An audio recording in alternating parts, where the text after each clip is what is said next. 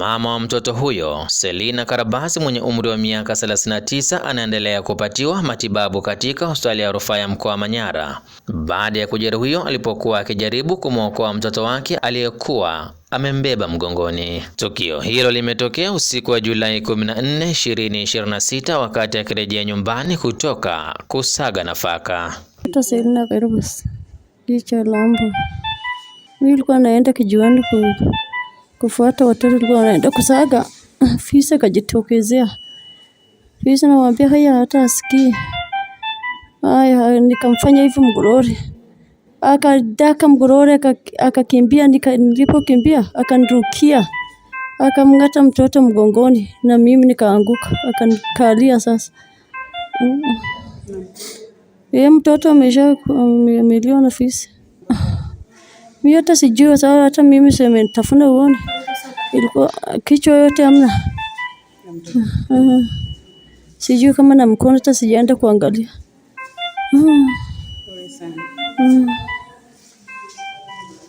Mashuhuda wa tukio hilo wamesema walifika eneo la tukio baada ya kusikia mayowe ya kuomba msaada na kumkuta Selina akiwa na majeraha vibaya.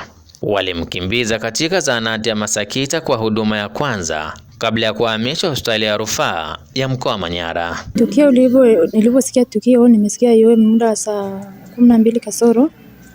Tukakimbia sehemu ambayo yowe imepigwa. Tukamkuta huyu mama tayari ameshashambuliwa na fisi, ameng'ata mikono na mtoto wake akachukuliwa na fisi. Basi tukachukua huyo mama tukamleta zahanati ndio akapitishwa kwani. Tumemkuta mama ameshalala chini. Mtoto naye ameshachukuliwa na fisi. Jamani, kwa ujumla mimi mwili wa mtoto sijauona.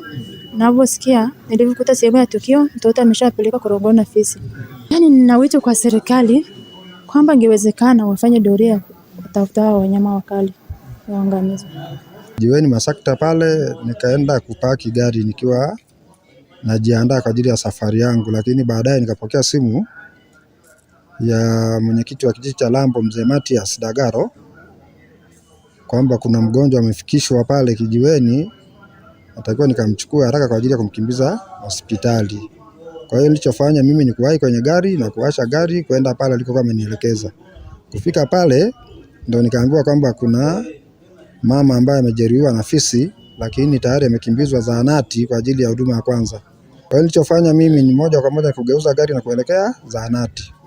Nilipofika zahanati pale ndo nikakuta tayari anapatiwa huduma ya kwanza, na nilivyoingia pale nikakuta amepata majeraha makubwa mno. Tukio hilo limezua hofu kubwa miongoni mwa wakazi wa kijiji cha Lamba ambao wameiomba serikali na mamlaka husika kuchukua hatua za haraka kudhibiti wanyama wakali wanaoingia kwenye makazi ya wananchi. Wamesema hatua hizo zitasaidia kulinda maisha ya wananchi, kuzuia matukio kama hayo. Nikiripotia Mahasin TV kutoka hapa wilayani Kiteto mkoani Manyara, mimi ni Jafari Hamisi.